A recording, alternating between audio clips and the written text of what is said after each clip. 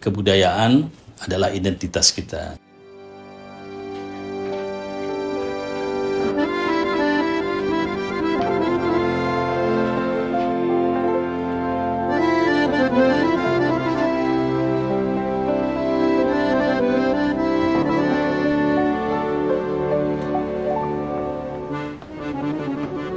Assalamualaikum warahmatullahi wabarakatuh.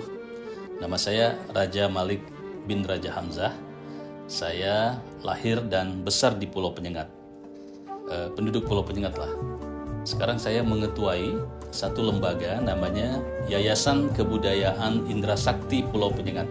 Sebuah lembaga kebudayaan yang pada pendiriannya awalnya adalah suatu lembaga yang menyelamatkan khazanah-khazanah intelektual dalam bentuk karya-karya lama. Jadi lembaga yang menyelamatkan manuskrip, naskah-naskah kuno yang khas dari Pulau Penyengat. Misalnya karya-karya Raja Ali Haji dan sebagainya. Naskah kuno itu adalah warisan daripada penulis-penulis masa lalu. Jadi dulu Pulau Penyengat itu salah satu yang membedakan Pulau Penyengat itu dari tempat-tempat budaya lain. Dia sebagai Bustan Al-Katibin atau Taman Para Penulis. Taman Para Penulis, maka banyaklah kerja-kerja menghasilkan karya, menulis yang dilakukan oleh orang Pulau Penyengat pada masa lalu. Khazanah naskah yang ada di Pulau Penyengat ini terdiri dari berbagai disiplin ilmu. Dan itu memperlihatkan bagaimana Pulau Penyengat ini memang menjadi salah satu pusat ilmu pengetahuan pada masa lalu. Nah, yang tidak kalah penting adalah misalnya naskah-naskah yang berhubungan dengan tata bahasa Melayu. Bahasa Melayu yang dulunya pernah menjadi bahasa lingua franca, kemudian oleh orang-orang Pulau Penyengat, oleh Raja Ali Haji dan lingkarannya itu ditulis karya-karya kebahasaan itu. Sehingga bahasa Melayu yang pembinaannya dilakukan di Pulau Penyengat ini dalam proses selanjutnya menjadi bahasa persuratan, bahasa penulisan, bahasa kesusastraan, sehingga pada akhirnya bahasa Melayu itu diangkat, ditahbiskan menjadi bahasa Indonesia. Sekarang itu zaman sudah berubah ya, modern.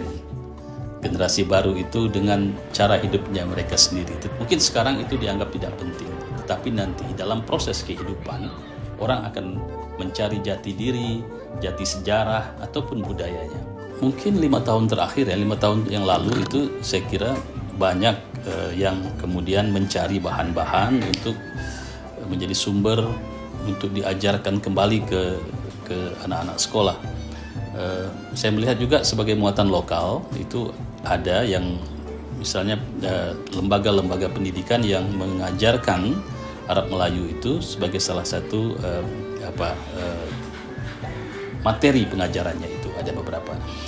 Tetapi tentunya mesti digesa lagi bahwa itu adalah sesuatu hal yang penting bagi kita dan bagi generasi untuk mengetahui cara menulis dan membaca Arab Melayu itu. Karena sekarang tidak banyak lagi generasi muda, generasi baru yang boleh mengakses naskah kuno dalam makna bahwa mereka banyak yang tidak dapat membacanya. Karena sekarang kurikulum yang dipakai itu kurikulum yang modern, menekankan ke bahasa Indonesia, bahasa Inggris, bahasa asing seperti bahasa Jerman, bahasa Mandarin, sehingga menurutnya pelajaran Arab Melayu itu kurang relevan untuk akademik sekarang.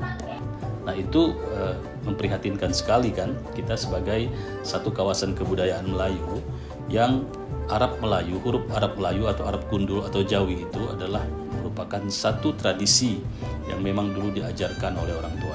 Memang seharusnya siswa itu belajar Arab Melayu. Karena di naskah-naskah Arab Melayu seperti di Gurindam 12, kalau kita tidak tahu, tidak belajar Arab Melayu, kita tidak akan bisa membacanya. Dan sedangkan di naskah-naskah itu banyak nilai-nilai penting yang kita dapat. Ya, seperti ada pendidikan karakter di situ kan.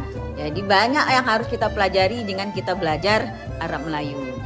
Nah, mesti ada kolaborasi lah antara misalnya pihak pemerintah, lembaga pendidikan, budayawan, sejarawan, dan pihak-pihak mana untuk duduk bersama membuat satu skema, keputusan dulu dan skema bagaimana Arab Melayu itu mesti harus diajarkan kembali kepada anak-anak sekolah. Kurikulum Merdeka itu kan dalam bahasanya implementasi kurikulum Merdeka. Di situ memang ada nanti sebagai pelajar Pancasilanya.